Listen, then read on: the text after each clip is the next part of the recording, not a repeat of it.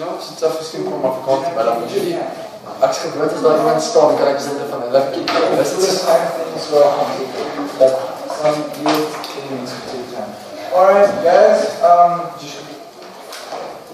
Ja, maar dat is niet goed. Het is cheating de laatste. time. Ja, nee, kijk eens. Dat is eigenlijk fix. Alright, guys, welcome to tonight's debate. Our motion reads: This House will condemn the actions of Russia against Ukraine, and I'd like to call upon the Prime Minister to start the debate.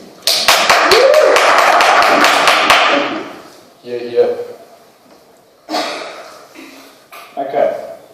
Good evening, members of the House and Mr. Speaker.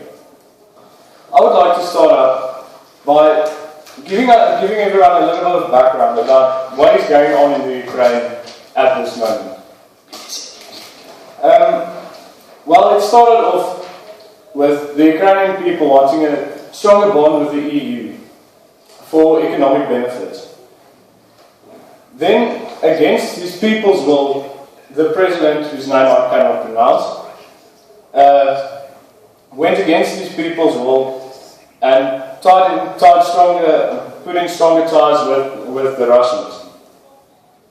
Now, as this happened, it was a revolution sparked up, and it was a quite peaceful. It started with peaceful protests. Now, the government reacted extremely violently, and about 100 protesters were killed. Information. What I said. Protesters were killed. I heard that these people really shot and no one was wounded at all. I would like you to look at different sources next time. Let me just continue where I left off. About 100 protesters were killed. I believe it was a little fewer, but I'm going to say 100 just to round it off. And point of information. I will not accept that one, thank you. We'll just continue here. And the government reacted violently, and this led to more violent protests. The president tried to make amends, but the people already wanted him out. So it was pretty much empty promises that he tried to make, and nobody wanted him there. And then after all this started dying down, the Russians invaded. Now, there are many different views within the Ukraine itself about should the Russians be there and should they not be there. Some people are happy about it, but the most of the people don't want them there. On a point of information, Like I said, is it not true that Crimea was part of Russia at one point? it wasn't part of Russia, it was part of the Soviet Union.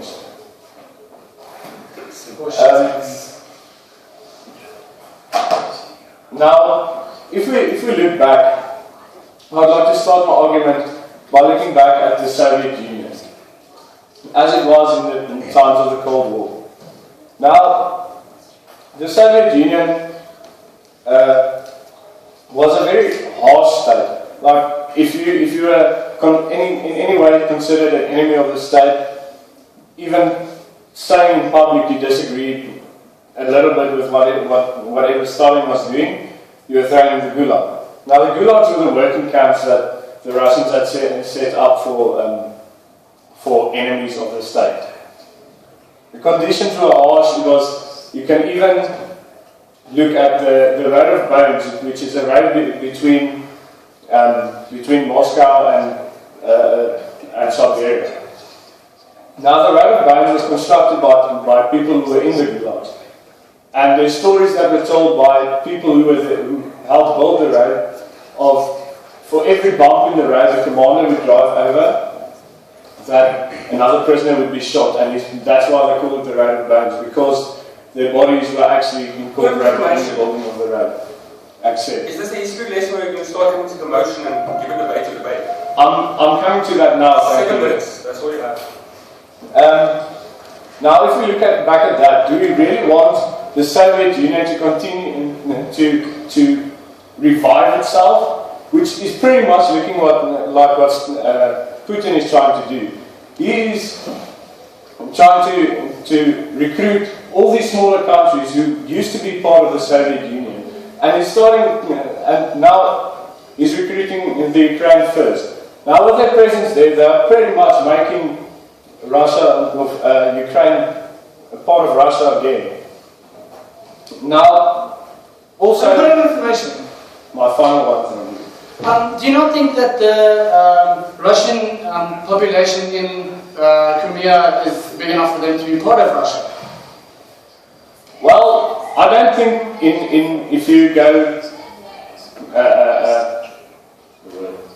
if you weigh that against the population of the Ukrainians, I don't believe that would be that they would be enough to be part of Russia. Now, if we continue, socially, as I said, the Soviet Union was a harsh country to live in. Now, do we want to let ourselves sit and do absolutely nothing while we watch the Soviet Union coming back and these harsh regulations and so on come back and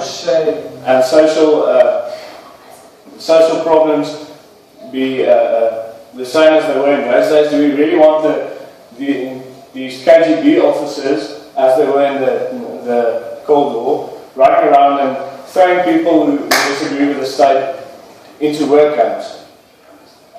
I believe that we should firmly stand against whatever the Russians are trying to do there, because it's a danger to our society. We want to move forward, not backward.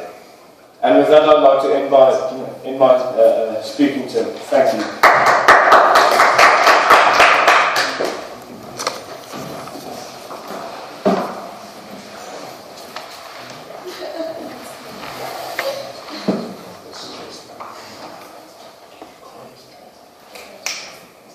Can you just pause that recording and then play it again when the person starts speaking? Just before I start speaking, I was not prepared to speak tonight at all. I did not do any homework on it. For sure, sir.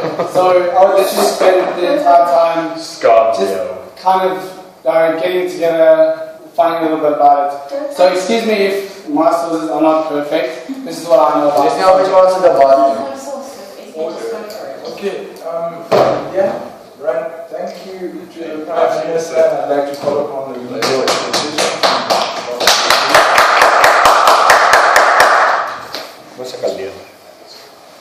Members of the House and Mr. Speaker, tonight I greet you and ask you the following. Is it fair that your country, which you reside in, gets given away to another country, and then when your country tries to take this country back, is it fair that people start a war? I do not think this is fair, and I will be proving it. But just a little bit of independent rebuttal, and then asking questions like why Russia would want this country back, and why is it justified for me. The first question I will be asking is, why does Russia want this country back? Now, our opposition or government said that the Soviet Union is coming back. This is untrue. Merely Russia wants the country back. For at this moment there is a large Russian population in Crimea, and now it is making it difficult for families in two different countries. Now let me just quickly finish. It is making it difficult for people in two different countries that are of the same family bloodline to visit each other. Now, this country used to belong to Russia, and it was given to Ukraine by the Soviet Union as a gift. Now, Russia has not killed anyone. They've really started shooting as a scare tactic. Point, sir. I'll accept. Russia isn't closed for people from Ukraine. It's easily accessible. Wait, just rephrase the question. Russia isn't closed to Ukrainian people. It's easily accessible for any member from both nationalities to cross the border. Yes, this is true. But at this moment, Crimea is part of the Ukraine, which means Ukrainian people have citizenship there. Russian people do not have this unless they've stayed there or maybe changed citizenship, like which is happening in London with South Africans. We have a large South African community there, which need passports and. Let me just keep you going. Now, the second question I'll be asking is why is there so many Russians still living there if they do not want to live there? And this is why what the government brought us as well. They said that why these people, the government wants to be part of Russia, but the people do not. Then these people want to be part of a war country. And I've completely lost my point. I'll accept. So if there are people who believe in Russia living in Crimea and they believe in all things Russia, then why don't the fuckers just go to Russia? Because if you believe that America is now better, why not just up and move to America? It is very difficult to take everything you have, leave it, the people you know, just leave them, and then move to a better country that is better. This is not the case. You have your country which you are settled in, which is a comfort zone for some people, which is why we choose the place where we go study. All of us chose this place because it's most comfortable for us.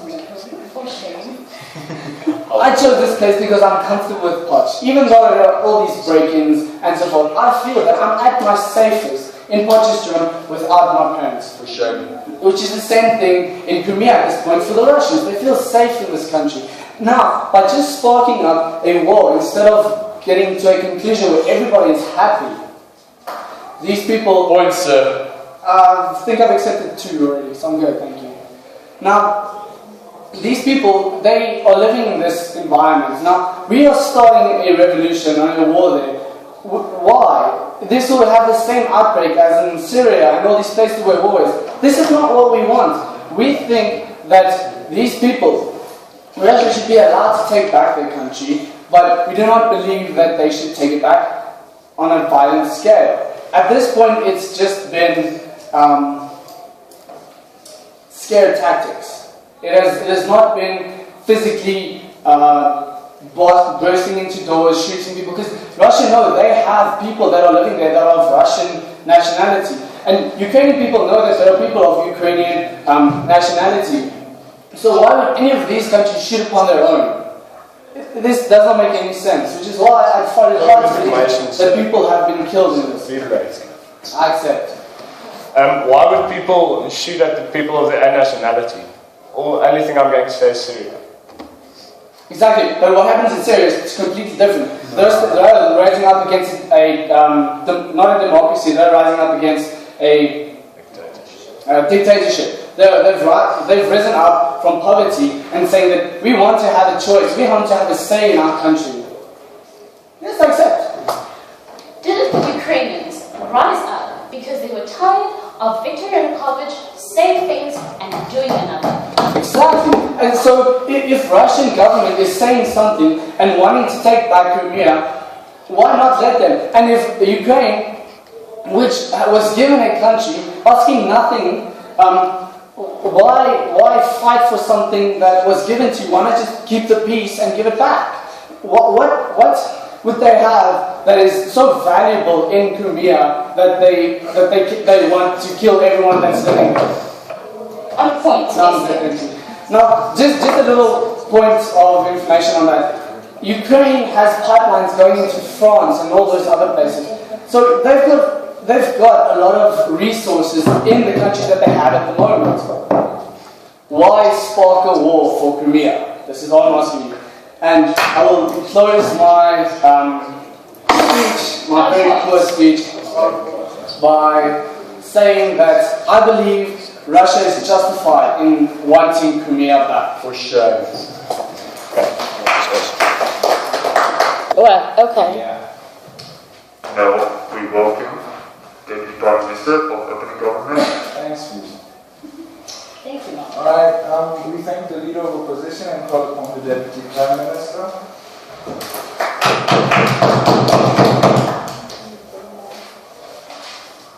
Okay, so on the side of opening government, we condemn the actions in all the different levels and forms want to ask you, I'll be asking you 3 questions that I believe will prove OG's side in taking this debate, in proving that we do not want these actions against the Ukraine. So I'll be asking, what kind of leader is Vladimir Putin? What are his intentions with these actions against Russia, the Ukraine? And also be taking a look at the current economic situation of the Ukraine and how this has just been detrimented by the involvement of Russia. But first, I want to go to some points of rebuttal. So, opening opposition wants to tell us that the people who live in Crimea, they feel comfortable because they feel safe in Crimea.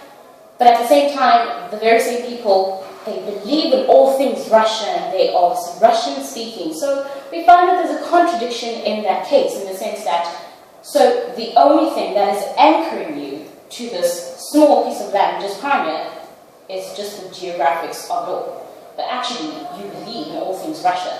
And we would argue that if you believe so truly and so fundamentally and so deeply in Russia, rather than cause all this havoc and have all these standoffs between Russian and Ukrainian soldiers, go to Russia, because that is what you believe in, that is what you strongly believe for. These people are already speaking the Russian language, they are raising up the Russian flag. So rather than all this havoc and all this messy, violent, inciting stuff, just go to Russia.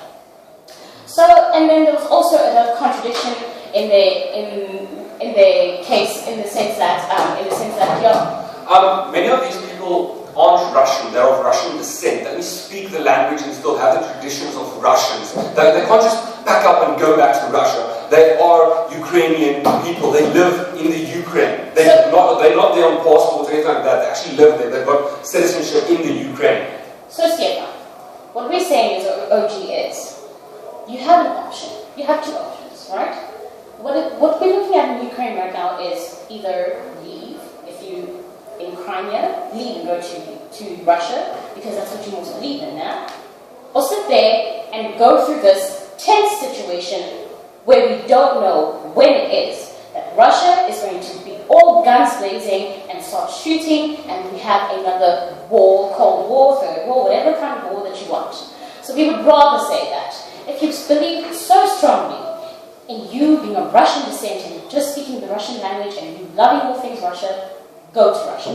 Because we, as opening government, we do not want any form or intention or any idea of any violence. Xenophobia? Well, they're the same race. So, second point of rebuttal here that I have is also another contradiction in OO's case that I also just sort of answer now with POI is that. So, SCA tells us that no, we don't want violence, and these people are not going to be shooting at their own people. And yet, we have Russia standing there in Crimea with tanks, guns, soldiers. We say that there is a good enough show of intention that violence can go off at any time, and we don't want to risk that. But now, going on to my points. You don't want to risk violence, but you want the first world to take action. That's World War III that's going to happen. For shame, sir. Stefan, we say that if the West wants to get themselves involved in this in a diplomatic way, by all means, they can go for it. So what kind of leader is Vladimir Putin? Vladimir Putin has been in power since 2000, very much like Bashar al-Assad, who was the president of Syria. So this man is all buddy-buddy with like one of the worst dictators that we're currently seeing in the 21st century. This leader he has established himself in the sense of not just being a president, but also a ruler. He has established himself in a way where he has figured out how to indoctrinate people and believe in all his just weird principles. This is the very same man who is making it illegal to even speak about homosexuality and whatever. So we see that this man, we do not want him as a leader because he has a one-track mind that does not encompass all sorts of different and diversities that there possibly are. So this man wants to recruit Ukraine, reform a Soviet Union, but he has all these principles that we as OG do not agree with. Okay, and what are his intentions? As I told you, this man, he wants to reform the Soviet Union. What was the Soviet Union? A lot of things went wrong in there. In the economical state, in a social state, in a political state. People were very much detrimented by the Soviet Union, and Vladimir Putin wants to reform this. What is he going to get out of this? He's going to be at the top. He's going to be ruling all these countries. He's going to be controlling all these countries, implementing all his principles that I just said that we do not agree with, because they are not encompassing all diversities that they are. People in Russia, some of them, they do not even want to say the word homosexuality as an example. And we say that we do not want this kind of person. This man is very patient. He knows what it is that he wants. He will take his time. When the Orange Revolution happened in 2004, he took his time, he abided his time, and waited for the dust to settle, and then he reacted. This man will be in power until 2024. He has all the power to do as it is that he wants. And therefore we condemn his actions, because they are not in the interest of the Ukraine country. So what is the current situation of the Ukraine? The Ukraine would have benefited in being part of the EU, being integrated and working with the EU and having all these economic and political and social advantages. And what did they get when they decided to take a $15 billion loan with Russia? We saw that people of the Ukraine were not happy. So Viktor Yanukovych, even himself, was not a good leader. Why? Because he was buddy-buddy with Vladimir Putin, the very same man who wants to now take over part of Ukraine, Crimea. This cannot work for us. And we're so proud to propose this motion, because we feel that Ukraine is so much better without all the shit that is going on with Russia having them there in Ukraine. Thank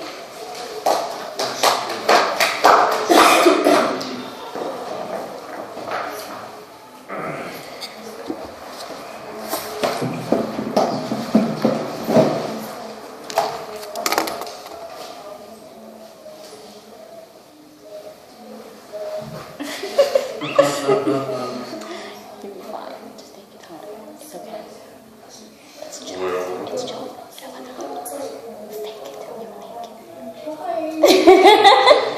Hey, I've taught you all.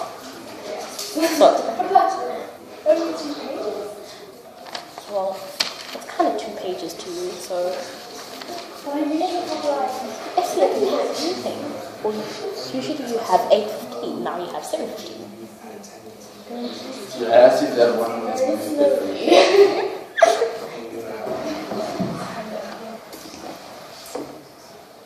Alright. We thank the Deputy Prime Minister and call upon the CEO of this.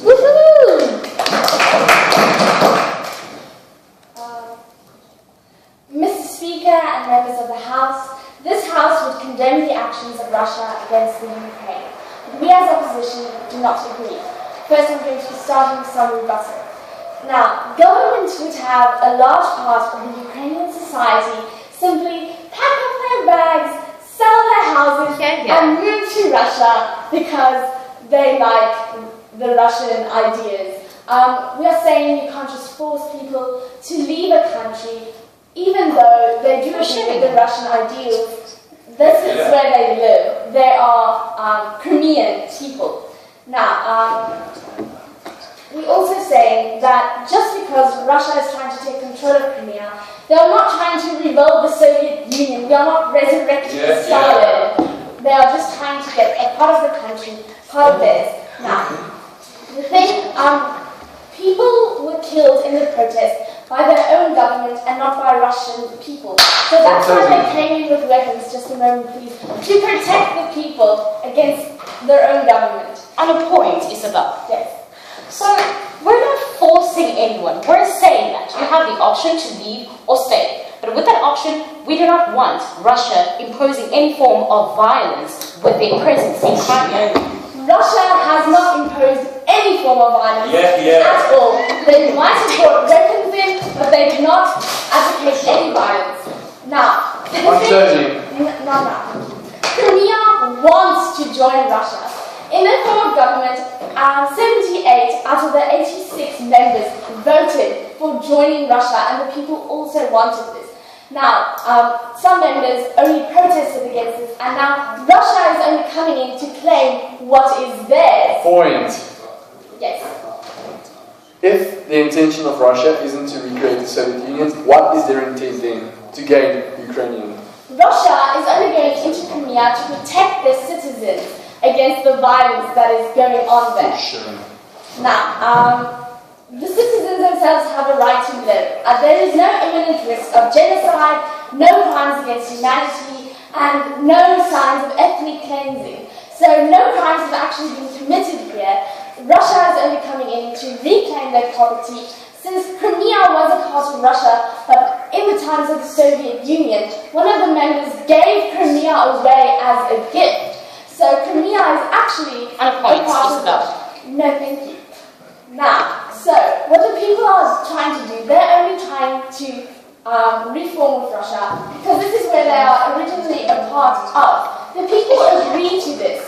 Everyone is okay with this. But on a point, Isabel. No, I've already accepted two, so I won't be accepting any more points of information. Thank you. Okay, I'll take one more. You'll take one more. So, don't you think that the authenticity of Vladimir Putin's intentions are questionable when he only took the stance after his buddy was ousted? We're saying maybe this is questionable, but there is nothing so far we have seen that is wrong with this. There are no imminent risks of genocide, no crimes against humanity have been committed, and there is no signs of ethnic cleansing. So we're saying that there isn't actually any proof that what Putin is doing, there is anything at all wrong with this. They're only protecting their people and reclaiming territory.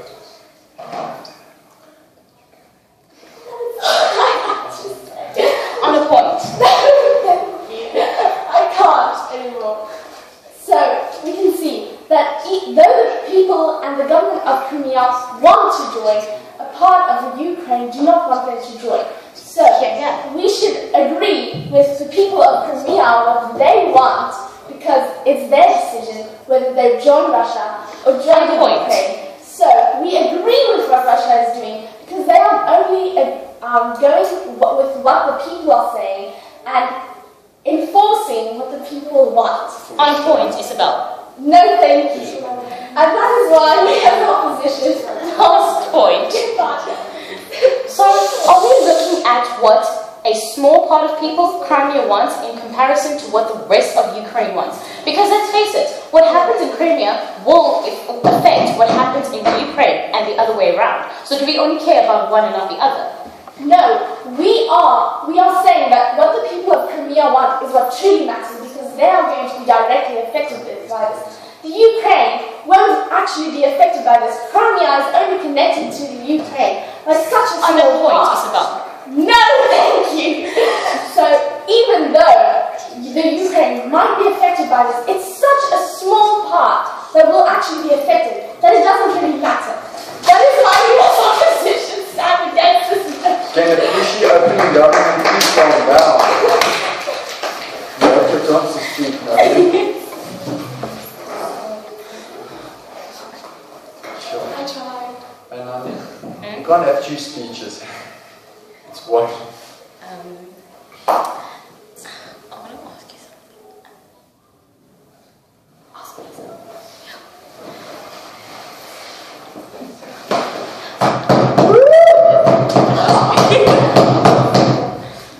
So what's this now? I'm not cheering for your closing. It's fine.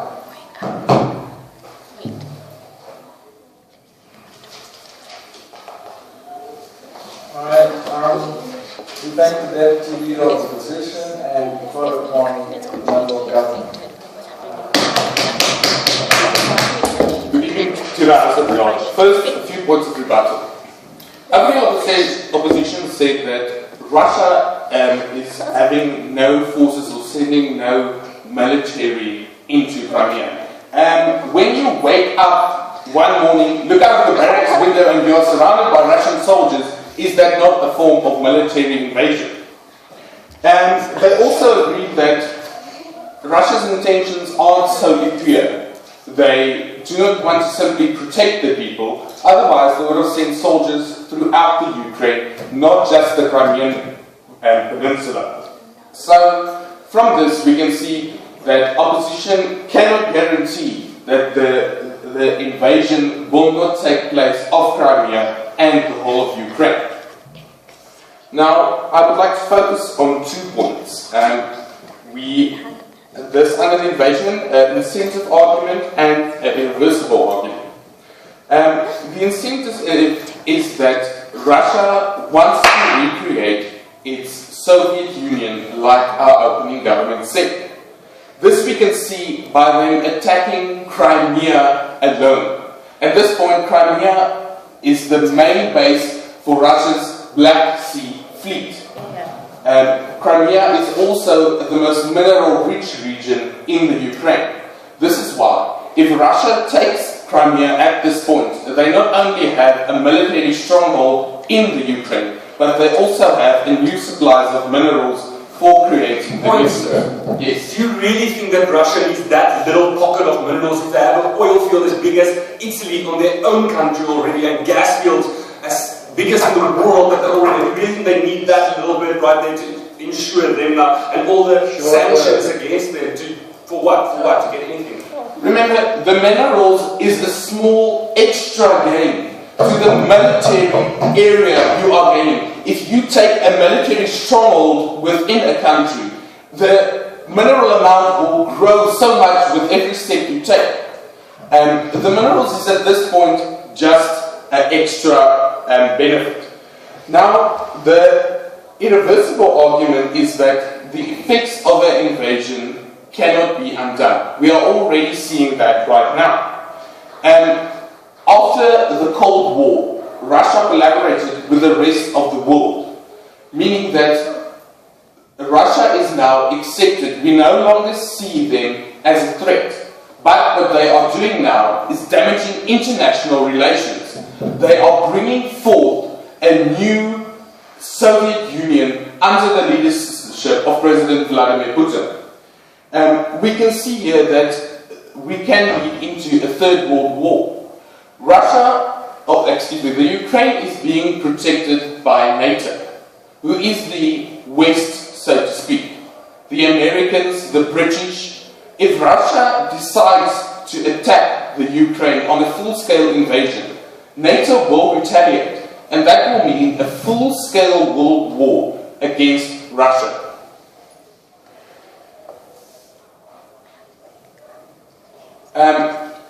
If a full-scale invasion should take place, we should remember that even the Ukrainian fleet said that they will not stand back. Even should their presidency order them to stand down, the fleet commander said on live television that they will not stand down. So a full-scale war is inevitable. The Ukrainian people will rise up against Russia. That will lead to an unprecedented loss of life. Remember, Russia is no small country. Russia is one of the biggest superpowers in the world, and they are trying to take over an independent country. They lost, when the Soviet Union collapsed, they lost the Ukraine, and they've never gotten over that. Any chance to take it back will just mean they strengthen their borders and they increase their land mass. So, an invasion from the Russians is inevitable. They already have their forces in Crimea. They want to take it for themselves and to make it their strategical strong point in the Ukraine. Thus, we are saying that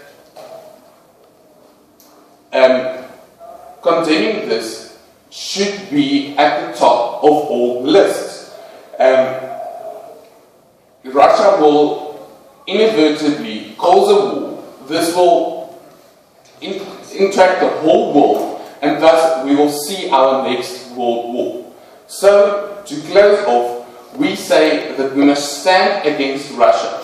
If negotiations fail, military action will be needed. But at the end of the day, Russia cannot have Crimea.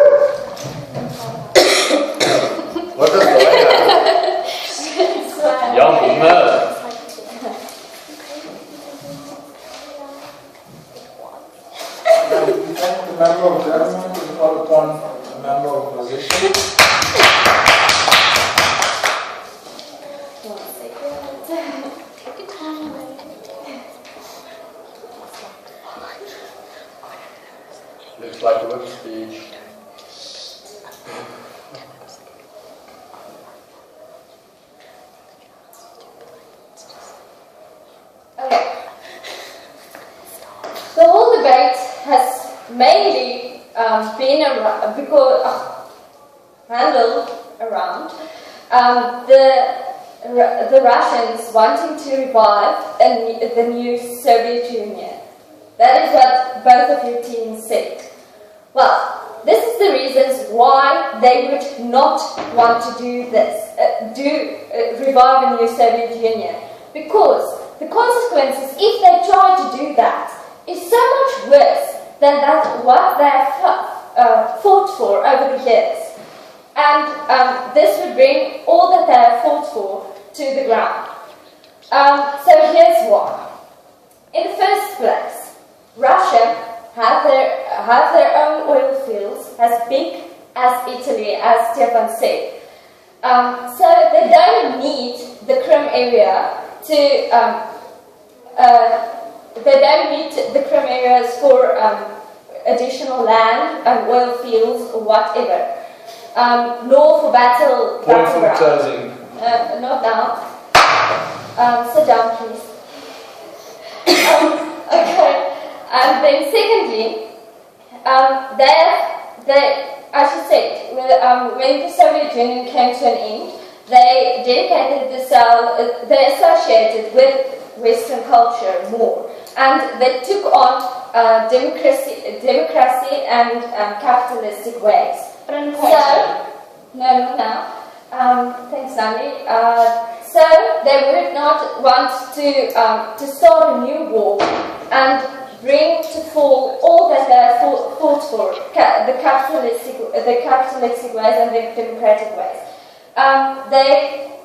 They would not want to alienate themselves from the West by doing things that the West would put sanctions on them, because only thing that's going to happen is that the West, not now, the West is going to say that they put sanctions against Russia, meaning that Russia won't be able to distribute their oil and gas to the western side of Europe.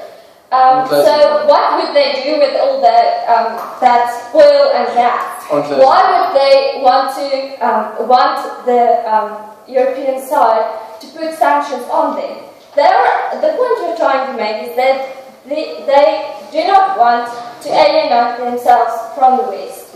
They have capitalistic ways and they are democratic, because there is a democratic voting going to take place in the near future on voting if the Crimea area should become should be taken over by Russia. So this shows that they do not want to distance themselves from democratic ways and capitalistic ways. The only reason they want to go into the Ukrainian Ukraine is to protect their own people. Yes. Point. I'll take your point now. If Russia is so scared of what the Western world will say, why are they still present in Crimea while sanctions are being imposed presently on them? Well, in the first place, sanctions are not yet put on them, because they have not taken any violent action against any Ukrainian people. They are only present there as scare tactics. So,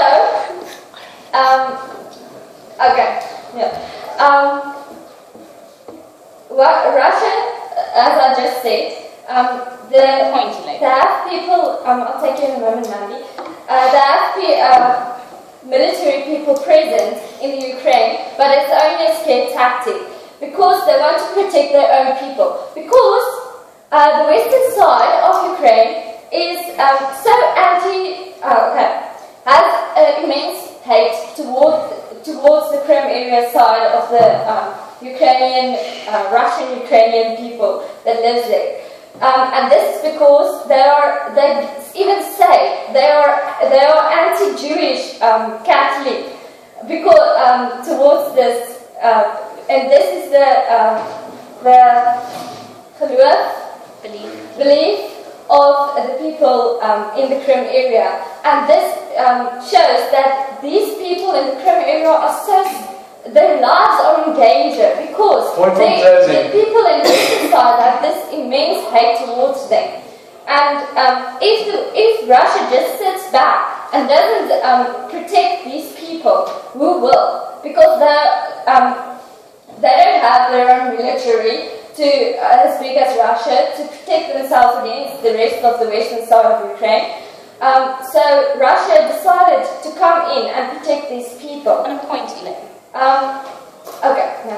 So if Russia doesn't want to revive the Soviet Union, consider the fact that Vladimir Putin is a power-hungry leader, and gaining the Crimea on his side will just give him more power. Okay, I hear what you're saying, but as I already said earlier on, Putin won't. This is not a battle for more power, because Putin won't get more power in the ultimate outcome. You won't have more power because all the West is going to do, the rest of the European side is going to do, they're going to put sanctions on Ukraine and Russia. So they won't be able to distribute these democratic, these capitalistic ways they have accepted won't be able to go on, if you can say it like that.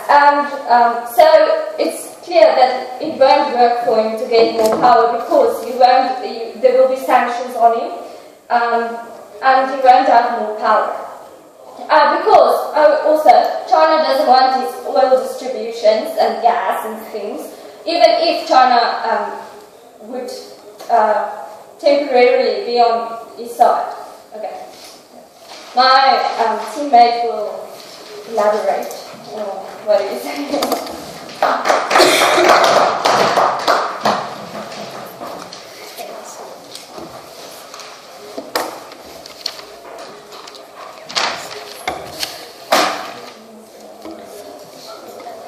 7:59.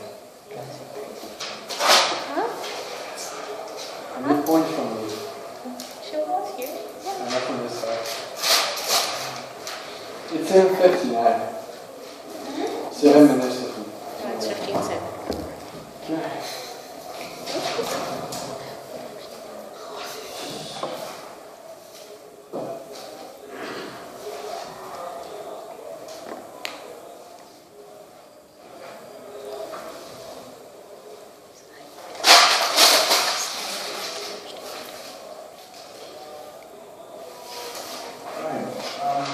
We try to remember the position and call upon the government whip.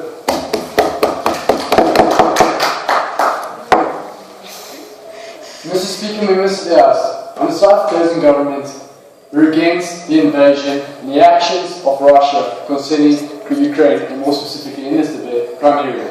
For two simple reasons, we as closing government feel that this actions that we're debating about with Russia is not to be favoured. For the simple fact, number one, Russia doesn't have a pure incentive of protecting anybody in Ukraine, nor anybody in Crimea. They have a simple power gain motive. And the second argument is that the effects of this invasion or actions so debated in this debate is irreversible, and for that matter we say that Russia's actions against Ukraine is to be condemned. Before I come to two arguments that we brought here as closing argument, the first argument is the whole argument of the intention behind Russia's actions, and the second argument is the irreversible argument. I'm first going to do a few points of rebuttal, and then look at the case what our position brought to us.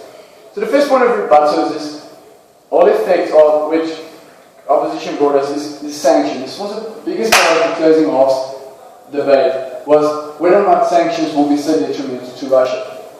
The first thing, sanctions is being presently being debated against Russia. It's on the table to be implemented if Russia didn't remove the forces in one, showing that what Russia is doing is not being approved by the Western world. And what's the second thing the closing opposition missed here was the fact that if Russia is still present in Ukraine after being threatened with sanctions, they are not scared of sanctions. So threatening Russia with sanctions, if they, for example, continue their actions, isn't going to stop them. So sanction isn't a good enough incentive to stop Russia from taking over Ukraine. The second point is this whole essential, is Ukraine, more specifically Crimea, so essential for Russia? Yes, first of all, as my speaker showed you, that Russia's main military fleet is based in Crimea. This is a military stronghold which they need, and they need desperately a direct access to this. So it is a fundamental fundamental area for them to gain. It's fundamental for them to gain. With regard to that, so what have we heard from opposition? The whole bench of opposition is three main arguments. First of all, this incentive to protect citizens of Ukraine, more specifically of Crimea. First on the identity of the citizens. These citizens isn't Russian people. They are Ukrainian members and citizens. Most important to understand. I would like a point from opening, please. Second thing to understand is that it isn't protection of citizens. Like my speaker said to you, if Russia is out to protect citizens in Ukraine, in Crimea, they would have invaded, or more specifically, sent military presence into the whole of Ukraine, not one single region in which they have a military stronghold. Third point on that is, if they wanted to protect people so much, why wouldn't they have collaborated with the Western world? On a point of information. With the Western world in protecting Ukraine? Why are they acting alone and acting against the advice of the Western world, opening shoot for it?